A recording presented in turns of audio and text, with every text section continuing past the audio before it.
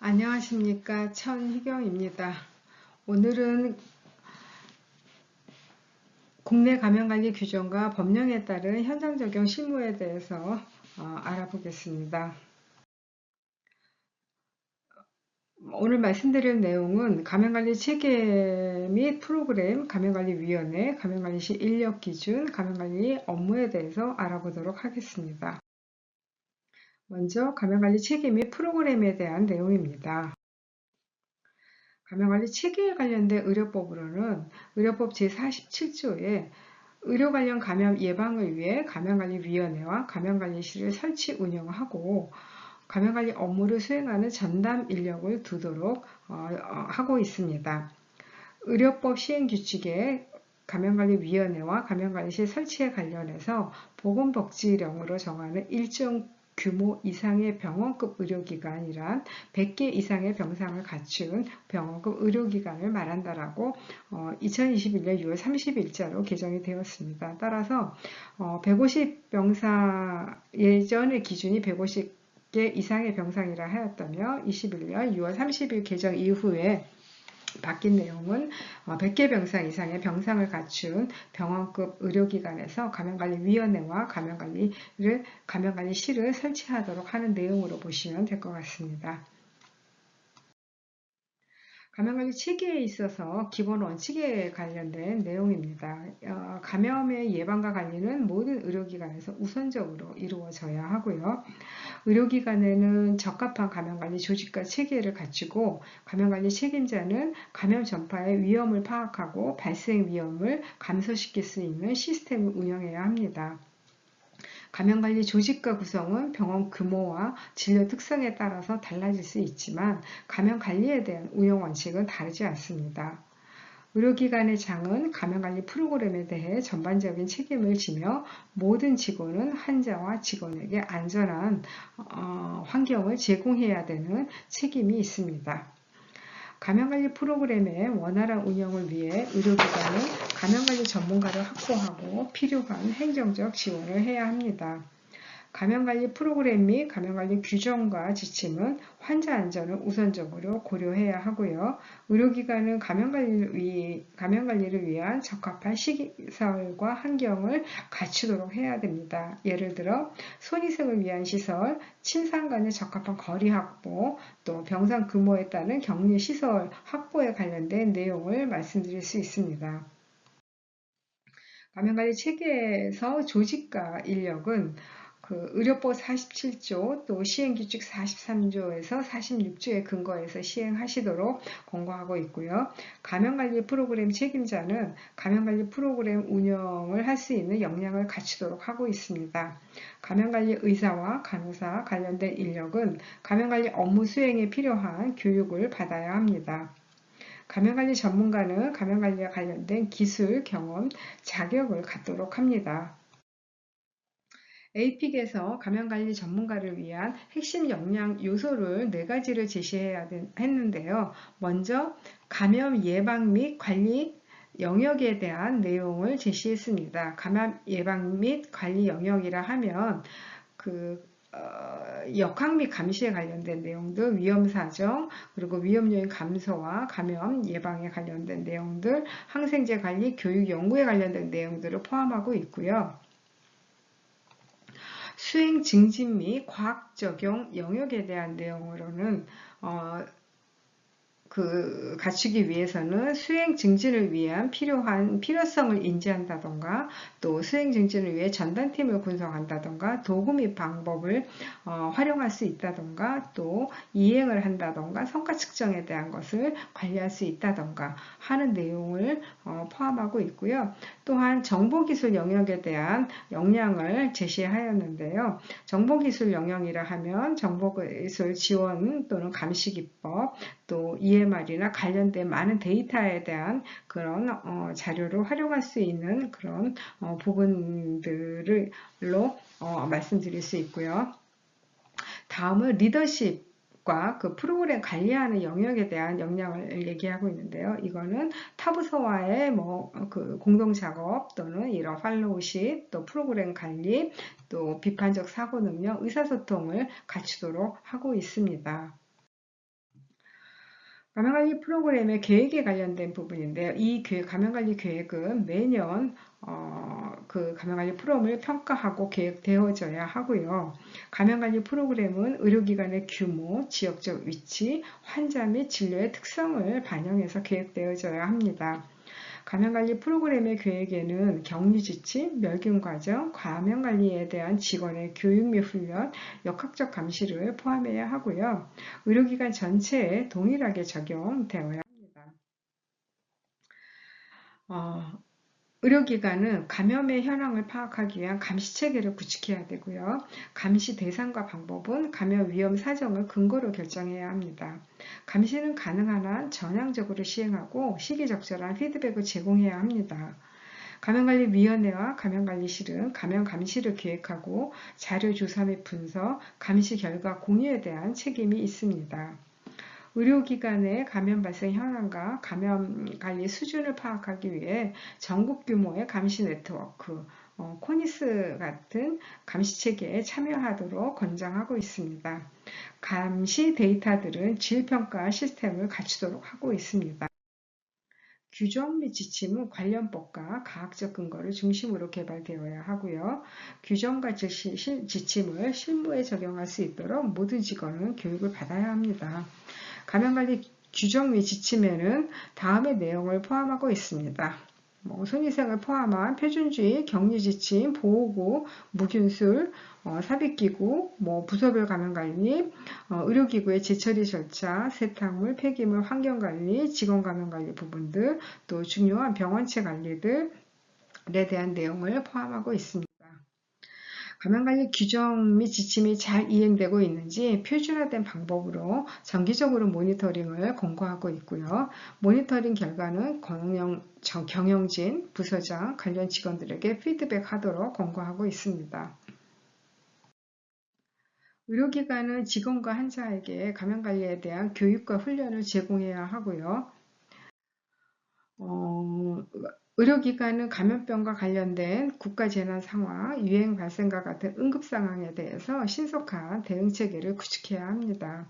감염병에 대한 주의, 경계 또는 심각한 경보가 발령되는 경우 의료기관에서 상시적으로 업무를 수행할 수 있는 사람으로 2회 이상 감염병 예방교육을 실시하도록 권고하고 있습니다.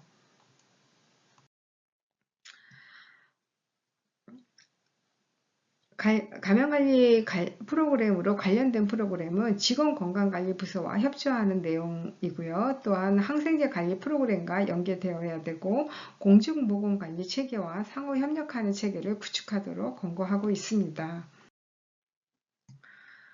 의료기관은 감염관리에 필요한 정보 수집과 분석, 시기적절한 보고가 가능하도록 정보기술을 지원하고 감염관리 전문가는 의료정보에 접근이 가능해야 합니다. 의료기관의 주요 교육 프로그램과 연계해서 운영하고 핵심 의사결정 체계와 의사소통 채널을 구축해야 합니다.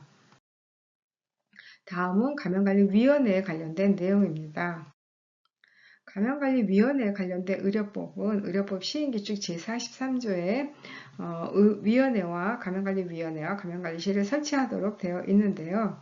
47조에는 위원회에 관련된 업무 심의하는 업무를 제시하고 있습니다. 병원 감염에 대한 대책, 연관계획, 감염 예방계획 수립 및 시행에 관한 사항, 감염관리요원의 선정 및 배치에 관한 사항, 그리고 감염병 환자 등의 처리에 관한 상황, 병원의 전반적인 위생 처리에 관한 상황, 병원 감염관리에 관한 자체 규정의 제정 및 개정에 관한 상황, 그 밖에 감염관리에 중요한 상황들의 업무를 심의하도록 하고 있습니다.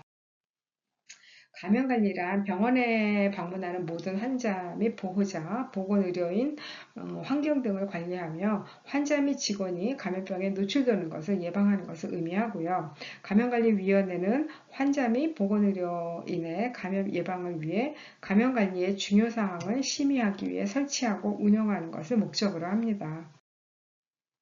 감염관리 규정을 제정하기 위해 규정을 제정하기 위해서는 위원회 목적 및 정책을 제시해야 하고요.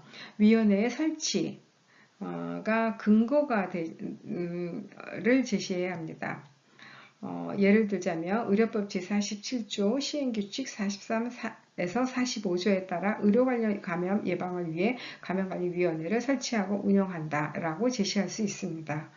또 위원회 구성, 위원회 역할, 운영 결과 보고에 관련된 내용을 위원회 규정으로 제정할 수 있습니다.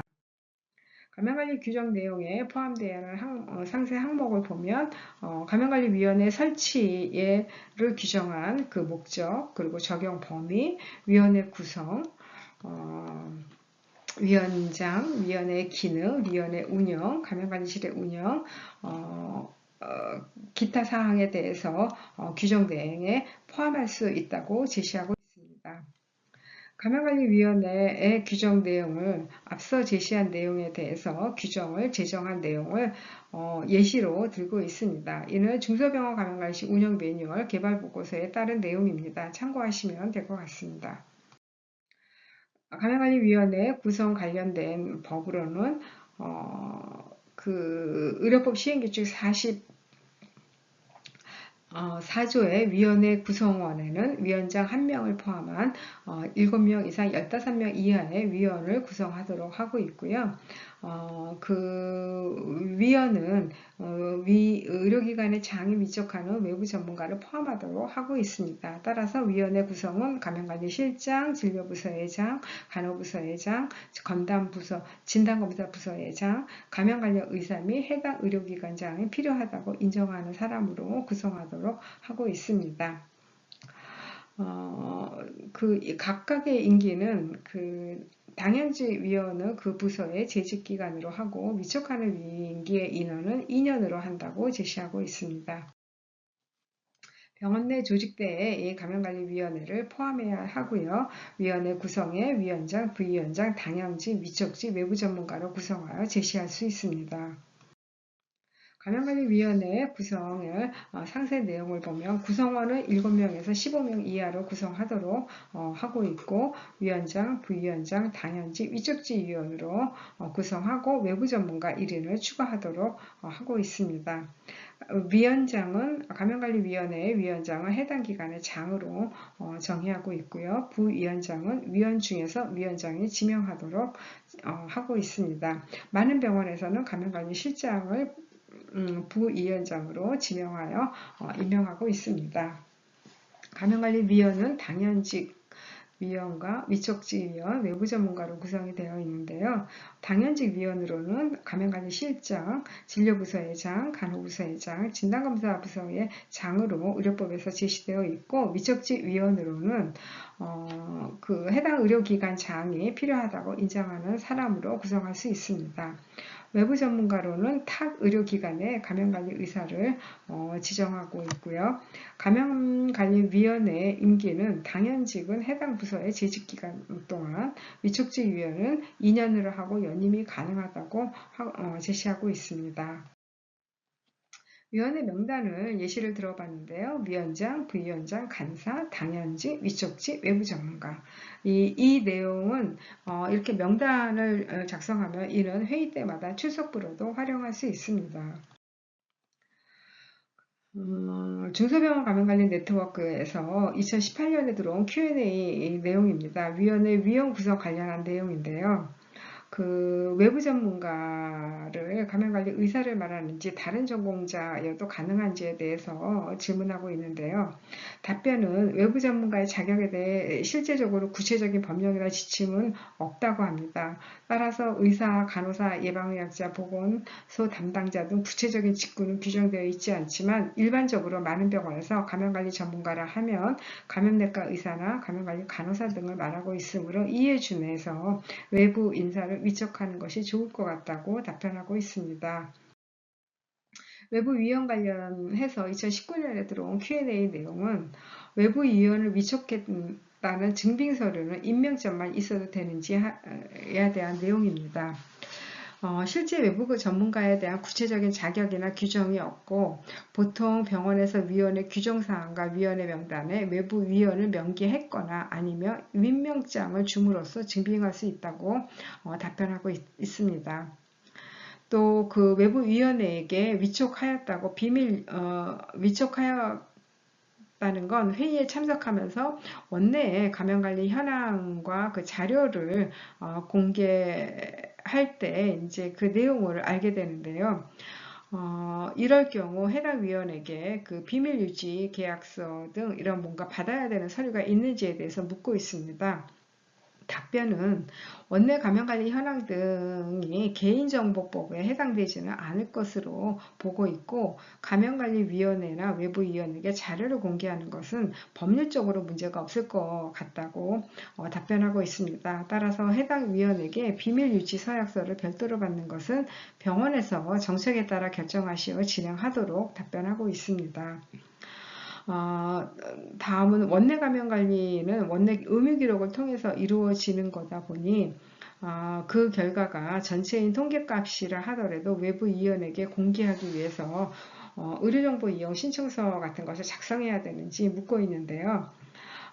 답변은 원내 감염 관리가 의무 기록을 통해서 통계값으로 이루어진다 하더라도 감염관리위원회에 보고되는 자료는 각 개인의 의무 기록이 노출되는 것이 아니고 각 개인의 의무 기록도 연락나는 것이 아니기 때문에 의료정보 이용 신청서는 작성할 필요가 없다고 답변하고 있습니다. 감염관리위원회 역할에 관련된 법입니다. 그 47조 1항에 따른 감염관리위원회는 다음 각 호의 업무를 심의한다라고 되어 있습니다. 그 업무는 병원 감염에 대한 대책, 연간 감염 계획 수립 및 시행에 관한 사항, 감염관리요원의 선정 및 배치에 관한 사항, 감염병 환자 등의 처리에 관한 사항, 병원의 전반적인 위생관리에 관한 사항, 병원 감염관리에 관한 자체 규정의 제정 및 개정에 관한 사항, 그 밖의 병원 감염관리에 관한 중요한 사항에 대해 심의하도록 제시하고 있습니다. 그 위원회 역할로 상세 그 법적으로 제시한 내용의 의료법 시행규칙 제43조의 근거에 한 내용의 상세 내용을 좀 보면요. 병원 감염에 대한 대책 및 연간 감염 예방 계획의 수립 및 시행에 관한 내용은 의료기관의 원활한 감염관리를 위한 중장기 계획을 수립하고 감염관리 연간계획의 수립 및 시행에 관한 사항을 정기적으로 평가하고 심의한다는 내용으로 보시면 될 것 같고요. 감염관리에 대한 특수한 대책이 필요한 경우는 이에 대한 심의 및 의결을 수용한다라고 보시면 될 것 같습니다. 감염관리 요원의 선정 및 배치에 관한 사항에 대한 내용은 감염관리 인력의 자격 및 경력 기준을 갖춘 적격한 인력을 선임하고 배치 기준에 따라 배치하고 감염관리 인력의 적절한 교육을 위한 예산을 심의하고 교육 수행을 평가하는 내용으로 보시면 될 것 같습니다. 감염병 환자 등의 처리에 관한 사항은 감염병 환자에 대한 의료기관의 대응이 필요한 경우 의료기관의 지침 및 필요 상황 등을 의결하게 되는 경우를 말합니다. 병원의 전반적인 위생관리에 관한 사항으로는 환자구역, 직원구역 등 의료기관의 전반에 대한 위생관리, 의료기관 의 식당 및 식음료 제공 기관에 대한 위생관리, 의료 폐기물, 감염성 폐기물에 대한 위생관리, 기타 위생에 대한 관련된 사항을 말합니다. 감염관리에 관한 자체 규정의 제정 및 개정에 관한 사항으로는 감염관리위원회 규정, 감염관리실 규정, 기타 감염관리에 필요한 규정들을 다 포함할 수 있습니다. 그 밖에 병원 감염관리에 중요한 사항이 감염관리위원회에서 심의하는 내용으로 보시면 될 것 같습니다. 그 감염관리위원회 운영은 의료법 시행규칙 제45조에 위원회 운영을 제시하였는데요. 위원회는 정기회의와 임시회의로 운영한다고 되어 있고, 정기회의는 연희회, 임시회의는 위원장이 필요할 때 필요하다고 인정하는 때 개최할 수 있다고 제시하고 있습니다. 회의는 제적위원회 가반수 출석과 출석위원회 가반수 찬성으로 의결이 되고요. 회의록을 작성하고 회의에 참석한 그 참석자의 확인을 받은 후 비치하여야 합니다.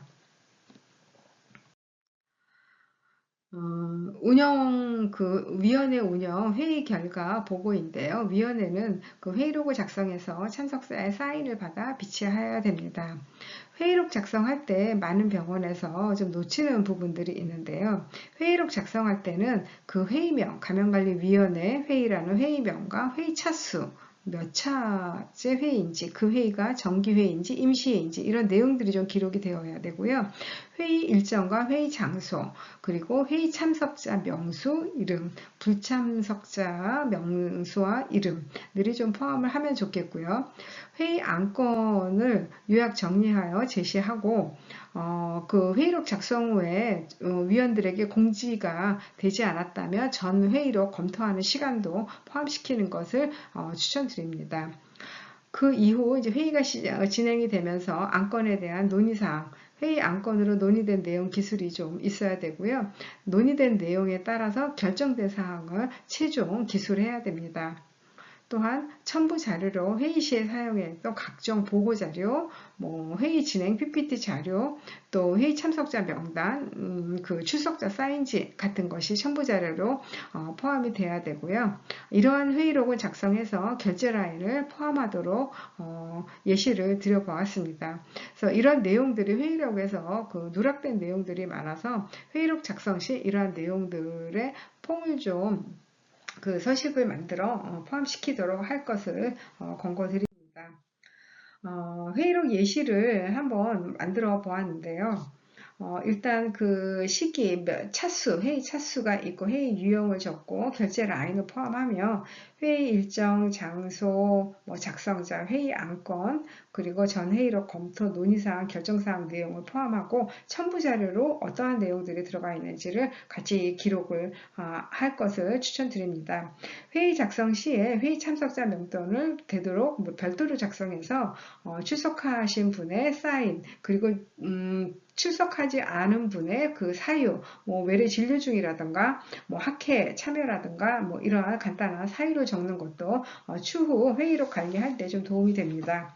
그래서 이렇게 회의록 작성을 좀 추천드리고요. 가끔 회의록 내에 그 위원회 참석자 명단을 같이 포함하는데 회의록 작성 후에 그 참석자 명단을 추후 받게 되는 과정으로 별로 바람직해 보이진 않아서요. 참석자 사인은 반드시 참석 시에 받는 걸로 하도록 할 것을 이제 권고드립니다.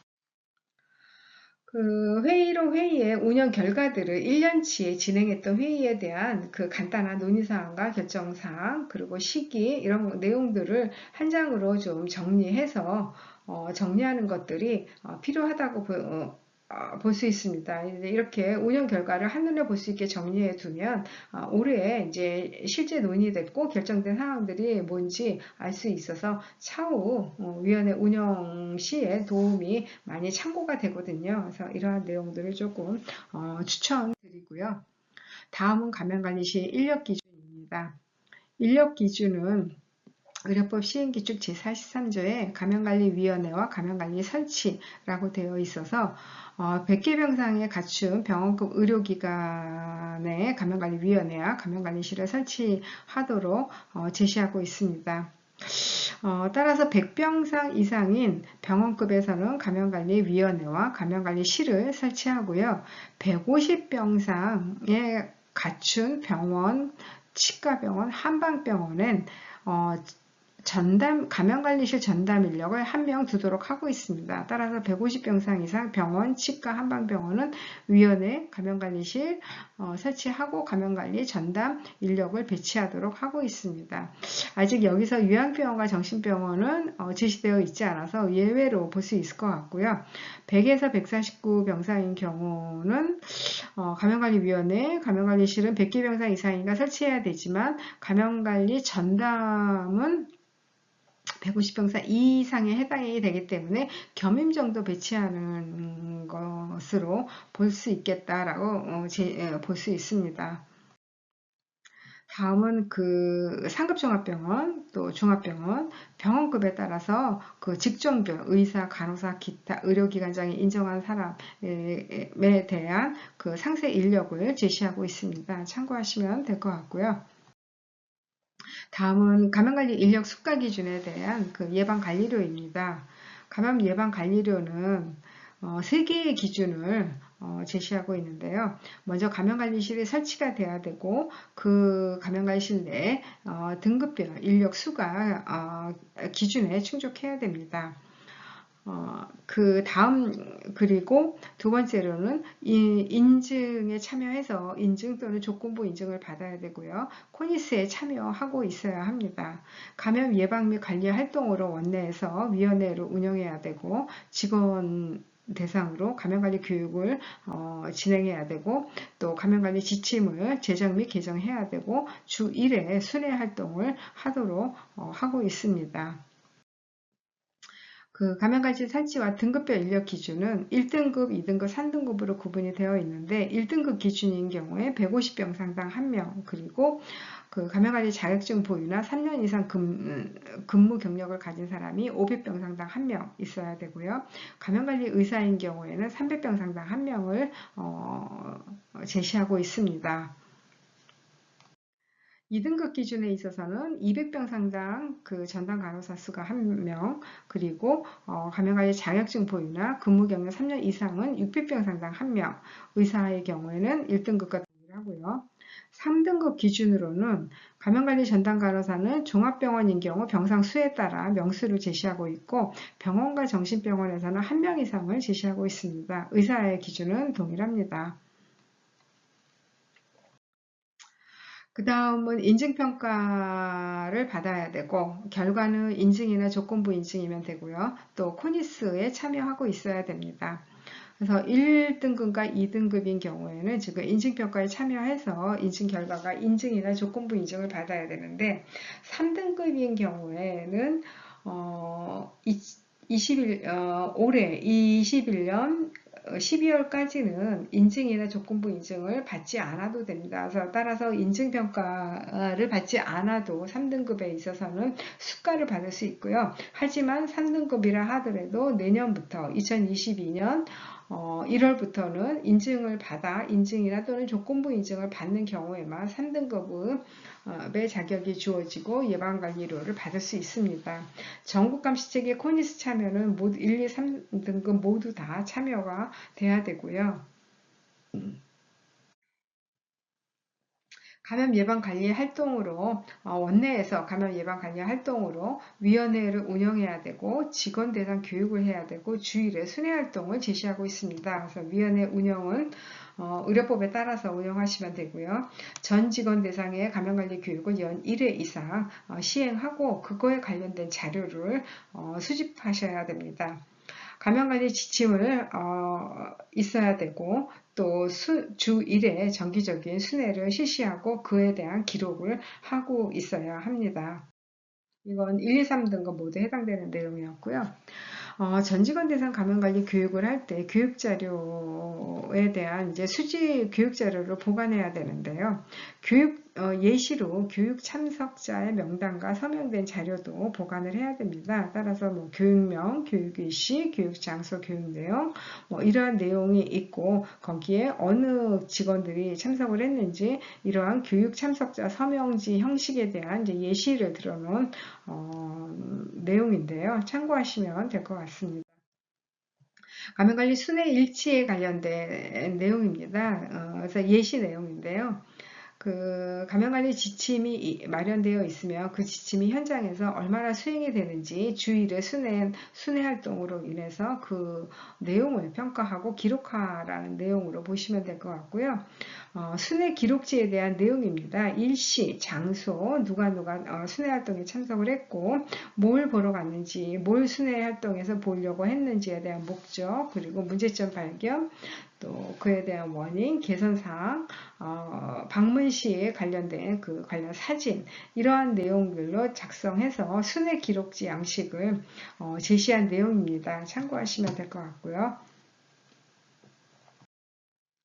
다음은 그 인증 기준에 대한 인력 기준인데요. 감염관리실의 인력 기준이 의료법과 그 감염 예방 관리료 또 인증 기준에 의해서 조금씩 차이가 있습니다. 그래서 그 내용을 좀 잘 그 차이점을 구별해서 그 각 의료기관에서 인력에 대한 대비를 하셔야 될 것 같고요. 그 인증에서는 상에 대한 기준을 좀 보시면 될 것 같습니다.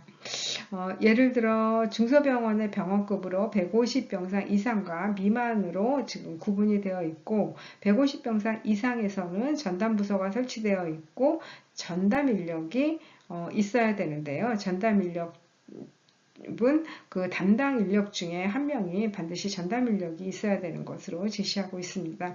150병상 미만에도 전담부서가 있고 적격한 전담 인력이 150병상 이상에서는 그 의료법에 따라 인력 배치 그 인력 수를 충족해야 하지만 150병상 미만에서는 한 명만 전담 인력이 있으면 상을 받을 수 있는 것으로 제시하고 있습니다. 내용 참고하시면 될 것 같고요. 다음은 감염관리시 업무에 관련된 내용입니다. 감염관리시 업무에 관련된 법은 의료법 시행규칙 그 제43조에서 감염관리실의 업무에 대한 내용을 제시하고 있는데요. 감염관리실은 병원 감염의 발생 감시, 병원 감염관리 실적의 분석 및 평가, 직원 교육, 과 감염과 관련된 직원의 건강관리에 관한 사항, 그 밖에 감염관리에 필요한 사항으로 업무를 제시하고 있습니다. 먼저 상세 감염관리 업무에 관련된 상세 내용을 좀 보면요. 그 중소병원 감염관리실 운영 매뉴얼 보고서에 그 상세 내용을 제시하고 있는데 그 내용을 잠시 보겠습니다. 먼저 의료 관련 감염의 발생 감시에 대한 내용인데요. 의료기관은 의료 관련 감염 감시 체계를 구축해야 됩니다. 의료 관련 감염의 현황 파악을 위해서 감시 체계를 구축해야 되고요. 의료기관 및 지역사회 특성에 맞는 그런 다양한 감시 체계를 구축하도록 권고하고 있습니다. 주요 병원체 및 법정 감염병, 여기에는 다제내성균 6종, 뭐 주요 감염병 이런 것들을 예시로 들 수 있고요. 진료 특성을 반영하는 삽입기구 관련 감염이나 수술부위 감염 같은 것을 포함할 수 있습니다. 감시 대상과 방법은 감염 위험 사정을 근거로 해서 결정하시면 될 것 같고요. 그 위험 사정에 대한 툴을 제시하고 있습니다. 감시는 가능하면 전향적으로 시행하고 시기적절한 피드백을 제공해야 하고요. 감염관리위원회와 감염관리실은 정기적으로 현황 파악을 해야 합니다. 의료기관의 감염관리 발생 현황과 감염관리 수준을 평가하고 목표 지표를 설정을 위해서 이 감시체계는 필요하고요. 감시 데이터들의 질평가 시스템도 구축해야 합니다. 위험 요인 확인과 유행 발생을 조기에 인지하기 위해서 이러한 의료 관련 감염 감시는 계속해야 하고요. 의료 관련 감염의 발생은 상황에 따라서 임상자료, 검사 결과 등을 종합해서 판단하고 감시해야 합니다. 감시 활동으로 체계에 포함해야 합니다. 소속 의료기관의 현황을 파악하기 위해 그 전국 국가 감시체계인 코니스에 참여하고 전국의 평균 감염 발생률과 본원의 것을 비교해서 비교하는 분석을 시행해야 합니다. 그 연간 감염 발생 감시 활동 계획서를 예시를 들어보겠습니다. 계획서에는 먼저 목적을 작성하고 감염 위험 사정을 하고 그에 대한 내용, 그리고 감시 대상 부서들을 제시하고 감시 기간, 그리고 감시 대상 질환이 뭔지, 삽입기구 관련 발생률, 뭐 수수부위 감염률, 다제내생균주 분류 같은 것이 포함될 수 있고요. 감시 방법과 자료 수집 방법, 간략한 용어 정의, 또 자료의 분석하는 방법, 그리고 분석 결과, 분석하는 방법에 대해서 제시하면 될 것 같고요. 감시 결과의 보고 범위 및 보고 주기, 그리고 보고 방법에 대해서 해당 부서별, 또 위원회 보고, 또 병원장 보고 별로 해서 이렇게 표를 작성하는 것이 나중에 그 감시 활동하고 그 업무 보고 하는 데 있어서 일목요연해서 활동하니까 좋습니다. 이런 내용들을 좀 포함할 것을 추천드리고요. 감시 대상의 모든 부서에는 손위생 수행률, 기간은 연간, 연중 내내 한다고 하면 될 것 같고요. 결과 보고는 해당 부서에는 지표 보고서를 월별 보고하고, 위원회에서는 분기별로 회의시 보고하고, 병원장에게는 보고서로 반기별로 보고하겠다. 뭐 이런 내용을 가상으로 해서 작성하는 것입니다. 감염관리 방법으로는 개선활동 시행 여부의 기준을 정하고 개선활동 내용을 제시하는 것, 개선활동 내용을 계획서 내에 포함하도록 하고요. 관련된 이러한 감시 대상별로 조사하는 기록지도 같이 포함해서 제시할 것을 권고드립니다. 이 자료는 예시 자료이기 때문에 참고하시면 될 것 같습니다.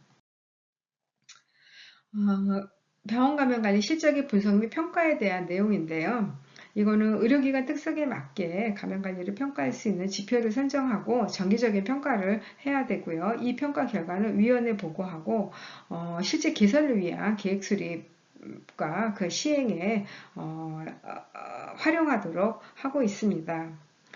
감염관리 프로그램에서 지표의 설정 및 운영에 관한 내용을 잠시 말씀드리면 전체적으로 감염관리 프로그램에 관련된 지표는 구조지표, 과정지표, 결과지표로 구분할 수 있다고 볼 수 있습니다. 그래서 먼저 초창기에는 감염관리 프로그램이 좀 자리 잡기 위해서 이런 구조적인 지표에 먼저 시작을 하고요. 이 지표 관리가, 구조적인 지표 관리가 어느 정도 이루어졌다라고 하면 과정 지표, 결과 지표로 진행하면서 지표의 관리 활동을 하시면 될 것 같습니다. 이 지표의 운영은 정기적으로 조사하고 그 결과를 반드시 위원회에 보고하고 변화된 그 지표의 변화된 내용을 감염관리 계획에 반영해서 궁극적으로는 의료 관련 감염의 감소를 도모하는 데 있다고 봅니다. 다음은 직원 감염 관리 교육에 관련된 내용인데요. 신규 직원, 기존 직원의 대상으로 해서 교육을 이행해야 하고요. 거기에 관련된 그 교육 대상별로 교육 내용, 교육 계획을 세워 진행하도록 권고하고 있습니다.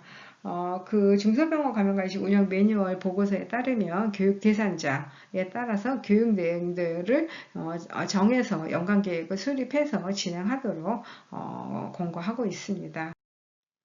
직원 대상 감염관리 교육 계획안으로서 이거는 예시 자료입니다. 이렇게 작성하는 것도 하나의 방법으로 예시를 드려봅니다. 일단 교육 목적, 교육 기간, 교육 대상 해서 대상별로 진행하는 교육 일시, 내용, 방법, 강사, 예산 등 또 교육 이후에 평가하는 방법에 대해서 상세히 계획을 세우는 겁니다. 그래서 이렇게 제시할 수 있고요.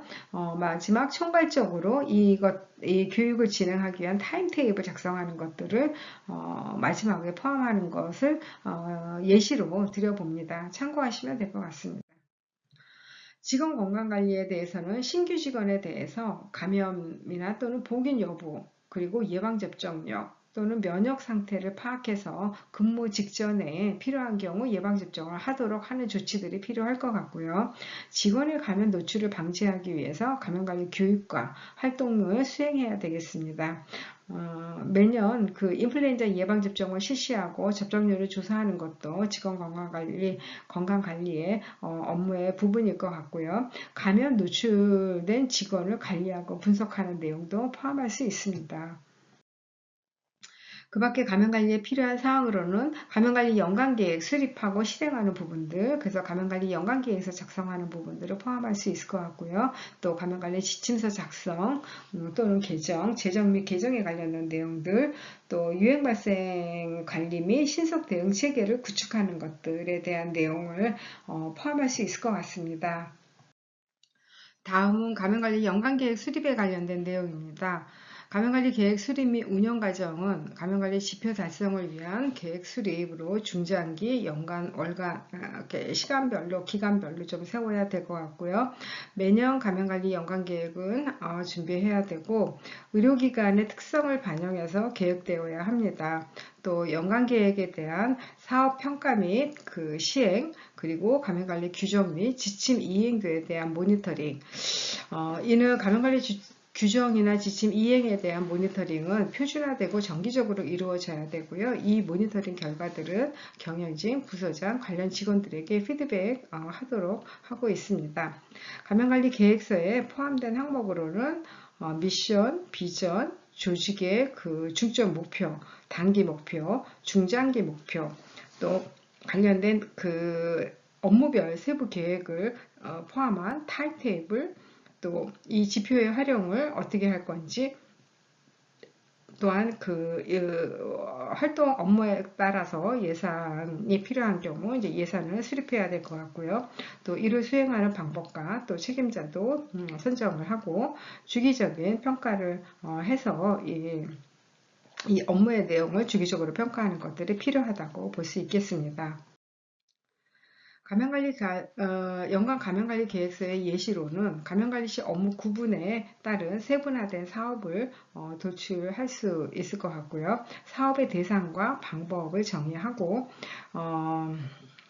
지표의 그 정의와 목표치를 설정하고 구체적인 추진 일정과 결과 보고 또는 주기 설정을 포함하도록 하고 있습니다. 그래서 업무를 구분을 해서 표시를 하고 그거에 관련된 상세 주요 업무들을 제시하며 대상 및 누굴 대상과 어떤 방법으로 할 건지, 그리고 그 업무를 진행할 담당자 일정, 또 보고 주기, 그리고 보고 대상을 선정해서 계획서를 작성하도록 권고하고 있습니다. 감염관리 지침서 작성 및 개정에 관련된 내용인데요. 감염관리 지침서 개발의 원칙은 의료기관의 특성에 맞는 감염관리 지침을 개발하는 것이 원칙입니다. 또 이러한 규정과 지침은 관련 법과 과학적 근거를 중심으로 개발이 되어야 하고요. 규정과 지침을 실무에 적용할 수 있도록 이 규정의 내용은 지침의 내용은 모든 직원에게 교육이 되어야 합니다. 감염관리 규정 및 지침에는 다음의 내용을 포함하도록 하고 있는데요. 환자 진료를 위해 진료 시에 손위생, 표준주의, 격리지침, 보호구, 무균술, 삽입기구 관리에 대한 내용을 포함하도록 하고 있고요. 그 외에 부서별 감염관리, 의료기구의 재처리 과정, 세탁물, 폐기물, 환경관리 부분, 직원 감염관리, 그리고 역학적으로 중요한 병원체 관리, 그리고 감염이 의심되는 환자에 대한 적절한 관리 방법을 포함하여 작성하도록 하고 있습니다. 감염관리 규정 및 지침서 제정 및 개정과 관한 내용으로 인증기준에서도 규정에 이러한 내용들을 포함하도록 하고 있습니다. 상당히 많습니다. 그래서 이러한 내용을 규정에 포함하는데 규정에 따라서 현장에서 수행하기 위해서 내용에 따라서 세부 지침을 또 별도로 작성할 수 있습니다. 그래서 이런 것들은 세부 지침들은 각 그 현장에 게시되어질 수도 있는 내용이고요. 참조하시면 될 것 같습니다.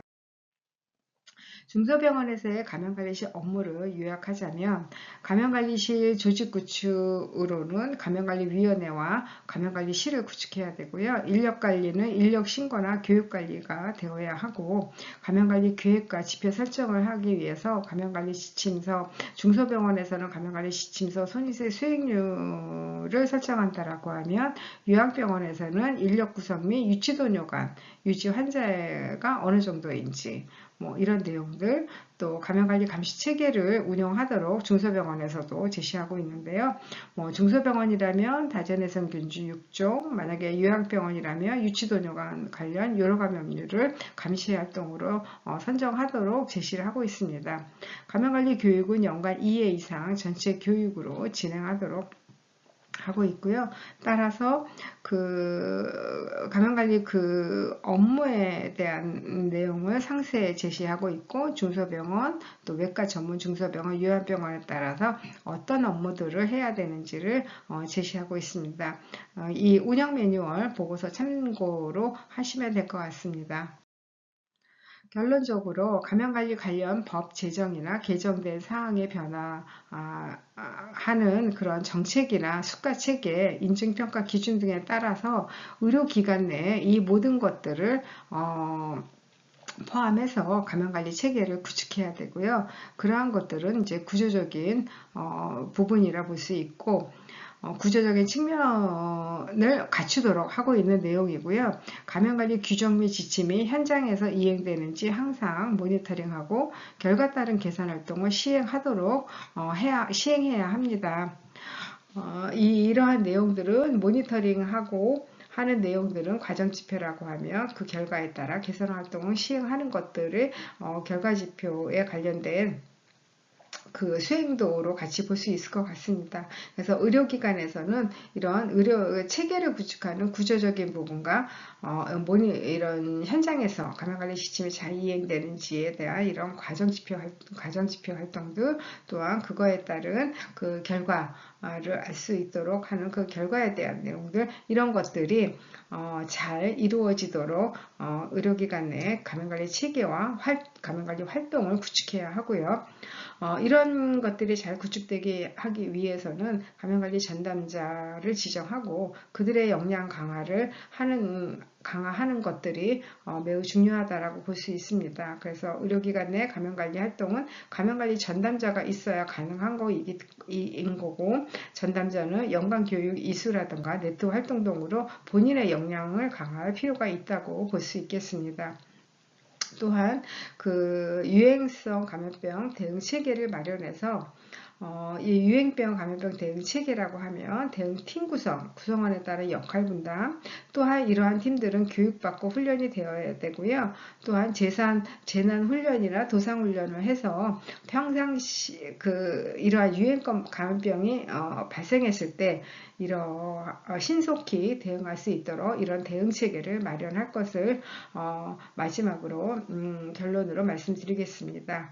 네, 지금까지 내용은 감염관리 체계와 감염관리 활동에 대한 내용, 그리고 그 활동에 대한 현장의 실무에 대한 내용으로 말씀드렸습니다. 이상입니다. 감사합니다.